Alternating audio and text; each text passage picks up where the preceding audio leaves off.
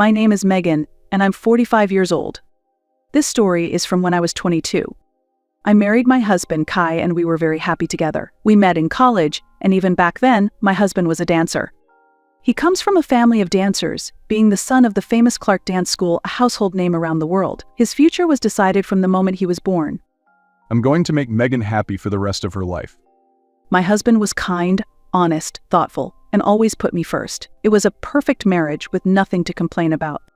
But there was one thing that weighed on me. Since my husband came from such a famous family of dancers, I was expected to give birth to an heir who would continue the Clark Dance School legacy. However, I wasn't able to get pregnant, and this started to create tension between my mother-in-law and me.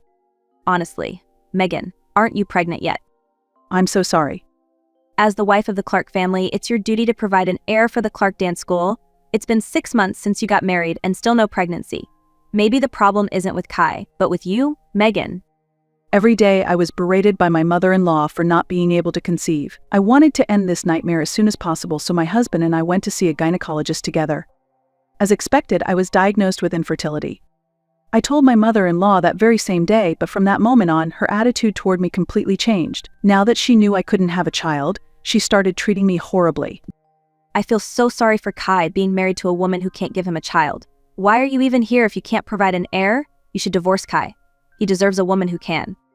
Whenever she saw me, my mother-in-law would insult me, and despite undergoing infertility treatments, 2 years into our marriage, I was at my breaking point. I married Megan because I love her, not because I want an heir. It doesn't matter if we can't have children. Just having Megan by my side makes me happy. Even after we got married, my husband continued to treat me with the same love and care. But no matter what he said or how much he tried to convince her, my mother-in-law kept treating me poorly because I couldn't have a child. I'm sorry for being a burden on you because of my infertility. Don't worry about it. It's not your fault at all. What are you talking about? Of course it's Megan's fault. If things stay like this, I won't be able to face my late husband. You're putting the future of the Clark Dance School at risk. I'm truly sorry. The Clark Dance School had been passed down through generations, with my husband's father as the previous president until he passed away earlier this year. Before him, my husband's grandfather ran it, and the school had been a world-renowned institution since just after the war. As the eldest son, my husband was the next in line to take over the school, so my mother-in-law was desperate for me to give birth to an heir. But after seeing how badly her mistreatment was affecting me, my husband finally had enough. If you keep hurting Megan, I'm leaving this house and cutting all ties with you. He packed his bags, took my hand, and we walked out of the family home. What about the Clark Dance School? Your grandfather and father worked so hard to protect it. She tried desperately to stop him, but his mind was made up, and there was no changing it. Are you sure this is the right decision? Won't you regret it? I asked him many times, but all he ever said was, Megan, you're the most important thing to me, smiling with that same gentle warmth. For my husband, inheriting the family dance school wasn't as important as I thought it was. Thanks to his decision, we finally started to live peacefully, away from all the tension. Then one day, 20 years into our marriage, I unexpectedly ran into my mother-in-law, who had hated me since day one and cut ties with us. Mother-in-law, still no kids. I bet Kai regrets marrying you now, ha. A money-sucking, infertile woman. As soon as she saw me, she started spewing insults, but I just laughed. After all these years, this is how you greet me. Ha ha. Oh, I just saw the selfish, infertile woman who betrayed us by leaving the house? She spoke with such confidence, completely unashamed of her actions. Kai had warned me not to engage with her, so I kept my cool. Oh, let me introduce you to our daughter, who just turned 18 this year. My incredibly beautiful daughter approached us, leaving my mother-in-law absolutely speechless. As soon as we cut ties with my mother-in-law and left the house, my infertility issues resolved, and I gave birth to our daughter soon after. She inherited her father's dancing talent and grew into an exceptionally beautiful young woman. She's now a successful model and a renowned dancer, just like her father. This is your granddaughter, Maria. I had always been open with my daughter about my mother-in-law's existence, so I introduced them without hesitation. My daughter greeted her without showing any surprise. Nice to meet you, Grandma. My name is Clark Maria. My mother-in-law was so shocked by my daughter's sudden appearance that she blinked in confusion. This is Kai's daughter. She looks familiar. Yes, she's our daughter. Maria is a successful model, and she's also a famous dancer, just like her father. What? You're that famous dancer, Maria, and you're the model Maria on all those posters? My mother-in-law pointed to a large poster of my daughter in the station, her face filled with disbelief. Since leaving her house, we had cut off all contact, and she didn't know that I had given birth. My mother-in-law never would have imagined that I, someone she deemed infertile, had a daughter. Just seeing the look of shock on her face made me feel like I had finally gotten my revenge. For the first time in years, I let out all the pent-up feelings I had kept inside. Actually, right after we left the family home and cut ties with you, I found out I was pregnant with Maria. The doctor said the stress I was under was likely the cause of my infertility. Are you saying it's my fault you were infertile? I'm not saying that, but after leaving the family home, I felt so much better, not just physically but mentally too. My health improved, and I finally had peace of mind. Even though I continued living the same way, it's strange how I couldn't conceive while living in that house, no matter how many fertility treatments I tried. Isn't. I made sure to drop enough hints to make it clear that I blamed her, and I'm sure she got the message, but as always, she responded with her usual attitude. Well, isn't that wonderful? After all this time of being a useless wife, you've finally become the right one for Kai. I bet he's thrilled to have an heir now. Even in front of our daughter, my mother-in-law had no filter, spewing insults freely. My daughter remained silent but looked at her with a knowing expression. Kai doesn't care about things like that. Whether I was infertile or not, he always made me feel loved. And while he was thrilled when Maria was born, he never once said she had to be the heir to the dance school. What are you talking about? Now that Kai finally has a child, the Clark Dance School's future is secure. You all need to come back home soon. My mother-in-law seemed to assume that now that Maria existed, she would naturally become the heir to the dance school. She kept repeating that we needed to come back, clearly determined to reclaim us, or rather Maria, but there was no way we were going back to that house. Our answer was clear, and I didn't even need to ask my husband. How could she forget the way she treated me? It made me angry just thinking about it. We're not going back. What? Kai has always told Maria that her life is her own to live as she pleases. We're not like you, thinking that just because someone is born into the Clark family, they must become a dancer. Listen, traditions passed down through generations must be continued. Our ancestors worked hard to keep it going. If you ignore that, you'll face serious consequences. It's the 21st century, yet here was my mother-in-law, stuck in the 20th century, clinging to outdated ideas that everything must be done the way it always had been. This is a much more free time where fewer people are tied down by things like family name or being the eldest son. I press the point once again. I agree with Kai. We're not making Maria the heir. Her life is hers to live as she chooses, so please don't try to interfere anymore. When I made it clear that Maria would not be the heir to the Clark Dance School, my mother-in-law turned red with anger, angrier than I had ever seen her before. What kind of daughter-in-law are you? You've become so bold and outspoken since we last met. Listen, you're the wife of the Clark Dance School's eldest son. From the moment you married Kai, it was your duty to give birth to an heir and help ensure the Clark Dance School continues, just like I did. Do you understand? If so, stop arguing and come back home right now. Kai had warned me that his mother had become even more unhinged than before, and now I could see that clearly. Since the next heir hadn't been decided and my mother-in-law was getting older, she was probably getting desperate. Instead of letting the dance school go, she was clinging to it, thinking it had to be kept alive, because it had been passed down for generations. But I knew her behavior was trapping not only us but her too, even if she refused to see it. Like I said, we're not coming back. Thanks to Kai's decision to leave the family home, we're living happily now. We're not involved with the Clark Dance School, so please, leave us out of it. I said my final piece and started to walk away, but my mother-in-law wasn't going to let it go that easily. Fine. If you won't come back, then I'll just take Maria. As long as I have her, that's all that matters. You're useless anyway. With that, my mother-in-law grabbed my daughter by the wrist and started dragging her away. Despite her age, she had a surprising amount of strength as she pulled my daughter forward. Wait, you can't do this, it's kidnapping. I chased after her, desperate to stop her, and then, in an instant, my daughter shook off my mother-in-law's hand. My mother-in-law was left stunned, blinking in disbelief at what had just happened. Maria, are you okay? Does your wrist hurt? I rushed to my daughter's side, asking her if she was all right. She smiled and assured me she was fine, but then she turned to glare at my mother-in-law. That hurt, old woman. My mother-in-law was shocked by my daughter's outburst. My daughter rubbed her redburned wrist and spoke up again. You can't just grab me like that and try to take me away. What kind of language is that? You're the heir to the Clark Dance School and you're talking like that. That's disgraceful. Fix it right now. I've already told you I'm not going to be the heir. Can't you hear me? My daughter, Maria, had always been strong-willed, with a straightforward personality. Living and working abroad had only strengthened that part of her character since she spent a lot of time in environments where patience wasn't an option. Of course, as an American person, she's polite and well-mannered, but seeing how my mother-in-law was acting pushed her to her limit.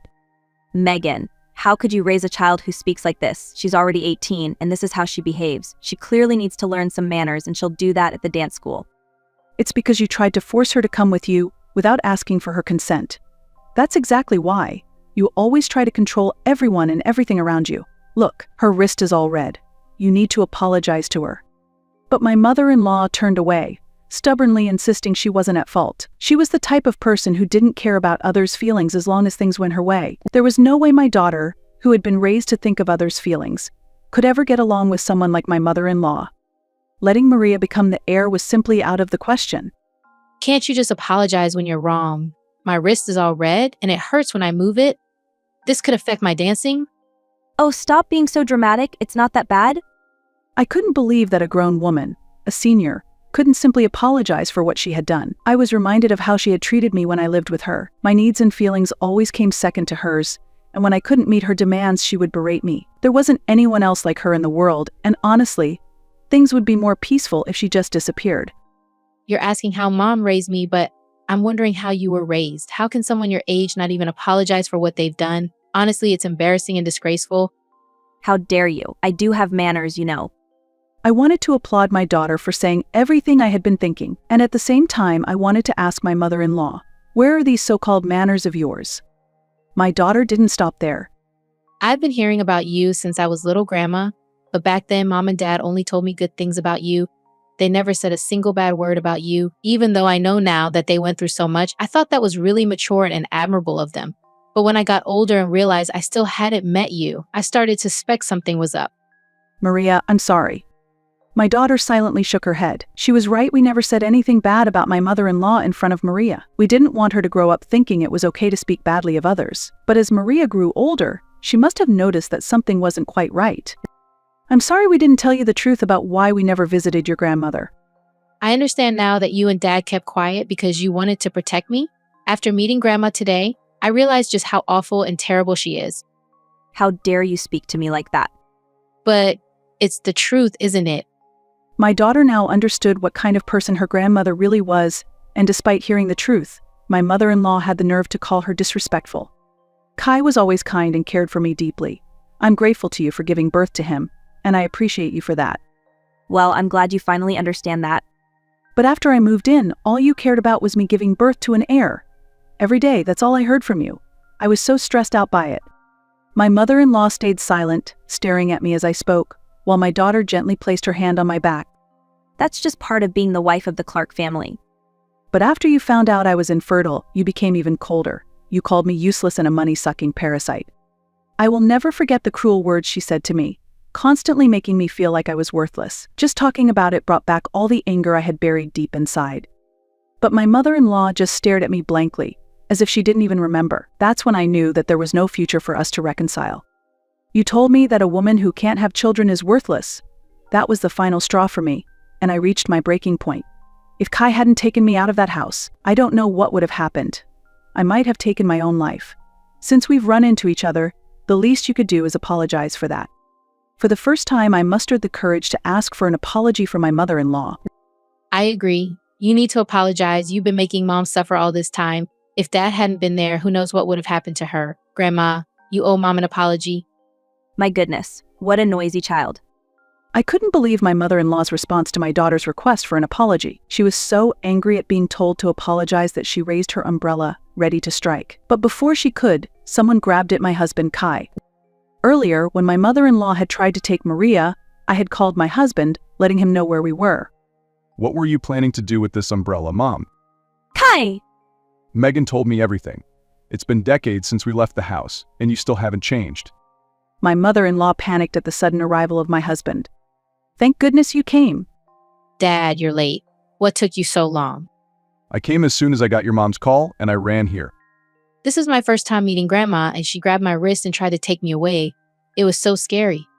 My daughter, ever the sweet talker, told my husband about how terrified she had been, and hearing her story made my husband's face darken with anger as he turned to speak to his mother. What were you trying to do to my daughter? Kai, you never told me you had a daughter. Of course I didn't. After we left the family, we cut ties with you. There was no reason to tell you.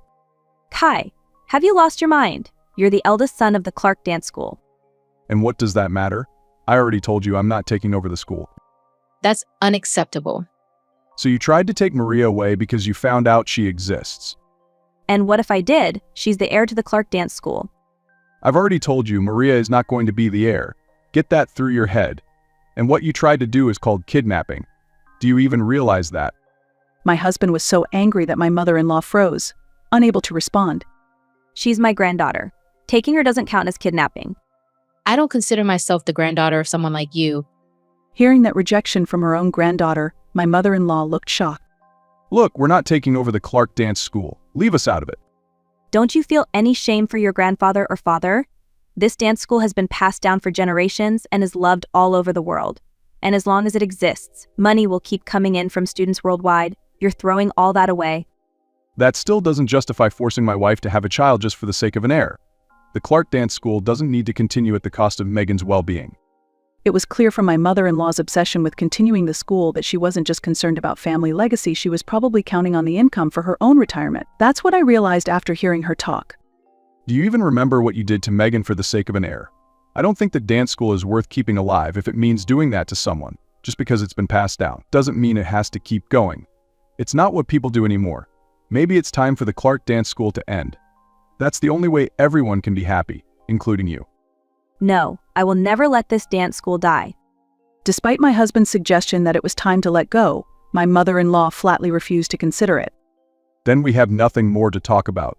It's a waste of time. Oh, and I heard from my brothers that they've left the family too. Just like I did, it seems like the Clark Dance School's days are numbered anyway. I didn't know this until my husband mentioned it, but apparently my husband's brothers' wives had also been mistreated by my mother-in-law and couldn't take it anymore, so they all left the family too. Because of that, the school had stopped operating, and that's likely why my mother-in-law was so eager to latch onto Maria after seeing her. Grandma, why are you so desperate to keep the Clark Dance School going? I understand that it's been passed down, but if all the daughters-in-law have left, isn't that a sign? I think it's strange to keep holding on to it. What's the real reason? What's your goal? Yeah, if there's another reason, you should tell us. Is there something we don't know about? All three of us pressed my mother-in-law for an answer, and eventually she gave in and confessed. It's the money. Of course it's the money. What? Excuse me? I knew it. Ever since your father died, I've been all alone. When you brothers got married, your wives were supposed to give birth to heirs. Then, even when you all stepped down as presidents, your children would take over.